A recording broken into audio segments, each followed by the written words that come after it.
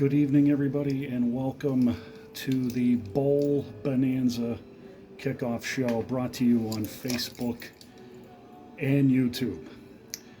I'm Brandon Rutherman. As you can see behind me, the 2023 helmet tree lit in all of its college bowl season glory with a few playoff principles thrown into the mix. And before we get to the picks, let me first let you know that we have tied the whiteout record. We have 113 helmets on the tree. The last of the helmets arrived yesterday just in time for tomorrow's D3 championship and D2 championship games. We'll get to those picks real quick here. No lanyards are, well, we could take the helmets off, but why would we do that when they're on the tree? They have their reason for being there, so there you go. In the D3 championship,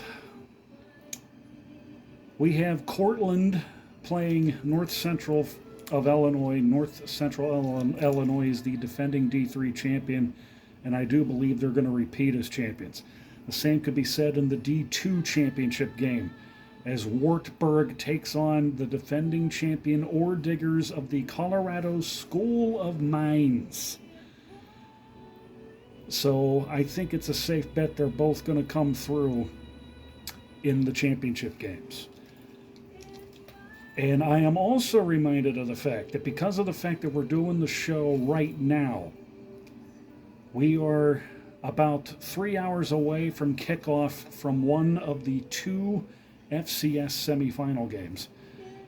First off, tonight, Albany, as in Reese Poffenbarger and Albany, visits South Dakota State, the defending FCS champion, who have not lost in nearly 2 years. I'm afraid Albany's run is going to come to an end tonight. And I just got the most wonderful distraction. We do have Christmas music in the background, and Do They Know It's Christmas? The classic Band-Aid song is now being played out on one of those music choice channels on my television here. So we are playing Christmas music. And what was I going to say? The other semifinal taking place tomorrow, North Dakota State, who is catching fire at the right time. Now they got to go to Missoula, Montana to take on the Grizzlies in that matchup. And there's a part of me that wants to think that North Dakota State and South Dakota State might be in for a rematch in the championship game. But Montana's about to play its third home game in as many weeks, and they are getting stronger by the week, it appears. With that being said, I'm taking Montana to knock off North Dakota State. And it is now that moment where we get down to the business of the Saturday slate of bowl games. Keep in mind, as long as there's at least one bowl game on a day, I will be doing my due diligence and give you the picks. So this will be going on for 3 weeks. And that's the way we roll. 6 games tomorrow. I'm not going to do it in any particular order. I'm just picking out one of my 6 lanyards. We're going to start with... They're all jumbled up. I think I'd ever get a show done right. Come on, man. And one hit the floor. At least I gave you a good distraction. We have the helmet tree in the background. Let's go ahead and take care of business here with the first one. UCLA and Boise State in the LA Bowl, which, by the way, is hosted by none other than Rob Gronkowski. I wish I could host a bowl game. Instead, I have this, but that's enough. This is a tough one. Boise State looks so much different now than they were at the beginning of the year. A coaching change helped. And they look a lot more hungrier, I think. UCLA, I love Chip Kelly to death. Everybody knows that. But you just don't know which UCLA team's going to show up. And my biggest problem with UCLA is that you're playing basically in your own backyard, so come out and ball. I can't see that happening. I'm taking Boise State. I am taking Boise State over UCLA.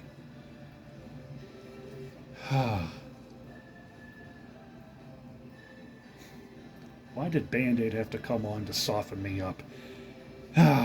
Anyway, it's a good one. Miami of Ohio and Appalachian State in the Cure Bowl. This is another tough one.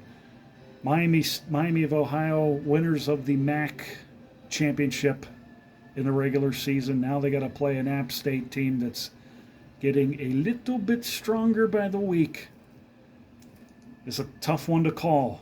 Figured I start off with two of the first 6 bowls is the hardest ones. I have a more slightly, what's the term I'm looking for? I have an allegiance to App State.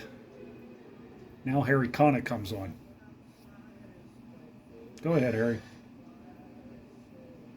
I don't know if he can hear that or not. Let it snow, let it snow, let it snow. You have to forgive me. I had the holiday party at W&J today, and I was doing karaoke for 2 hours. I kid you not, folks. They wore me out.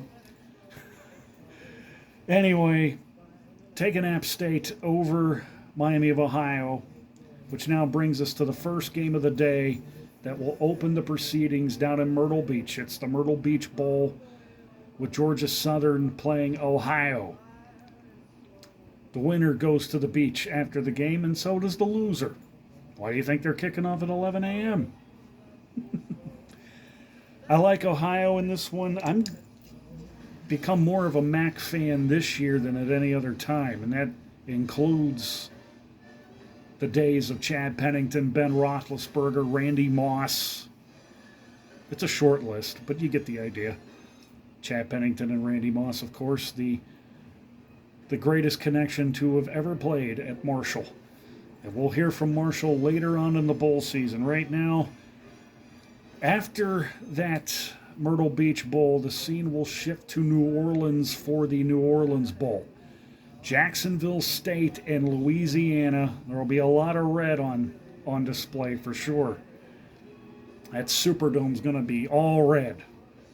Okay, maybe just in the lower bowl. It's not going to sell the whole place out the way the Sugar Bowl can, but that's okay. State of Louisiana will come out for this one. They got to support their Ragin' Cajuns. Jacksonville State is in their first bowl rodeo, and they strike me as a team that I think isn't just going to settle for being there. They could have been shut out of the whole operation altogether. But thanks to Florida and South Carolina losing their final games, the SEC didn't put enough teams in the bowl season. So Jacksonville State becomes the beneficiary, and I think they're going to beat Louisiana in New Orleans tomorrow. That now leaves us with 2 games left. I'm going to do Cal and Texas Tech in the Independence Bowl first. Cal, this game here looks evenly matched. I don't know what the spread is, not that I care, but Texas Tech going into the season was one of those teams to watch that never really got watched. And that's one of those things, I think, where we don't really know if Texas Tech is as good as they are now or if it's just smoke and mirrors. And Cal pulled a few rabbits out of the hat. They beat UCLA at the Rose Bowl this year, which was a shock. But I'm looking at this more so, I think, for the fact that Texas Tech, I think, has more than enough offensively to get the job done in Shreveport tomorrow night.